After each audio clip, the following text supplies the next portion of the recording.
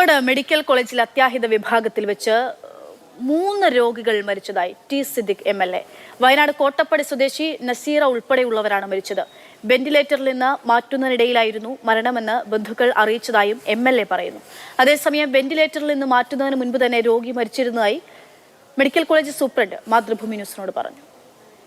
Kozhikode medical കോളേജിലെ ഇവിടെയുണ്ടായ അതിദാരുണമായ emergency കാഷ്വാലിറ്റിയിൽ ഉണ്ടായിട്ടുള്ള ഈ തീപിടുത്തത്തിൽ 3ഓളം ആളുകൾ മരിച്ചു എന്നുള്ള വാർത്തയാണ് പുറത്തു വരുന്നത്. അതിലൊന്ന് ഞാനിപ്പോൾ നസീറ എന്ന് പറയുന്ന 44 വയസ്സുള്ള ഒരു ലേഡി. അവർ കൽപ്പറ്റ നിയോജകമണ്ഡലത്തിലെ മേപ്പാടി ഗ്രാമപഞ്ചായത്തിലാണ് അവർ താമസിക്കുന്നത്. അവർ നേരത്തെ മാനസികമായ ഒരു പ്രയാസവും വിഷമവും ഒക്കെയായി അവരിവിടെ ഒരു പേഷ്യൻ്റായി വന്നതിന് ശേഷം അവർ വെന്റിലേറ്ററിലായിരുന്നു. പോയിസണിൻ്റെ പ്രശ്നം ഉണ്ടായിരുന്നു.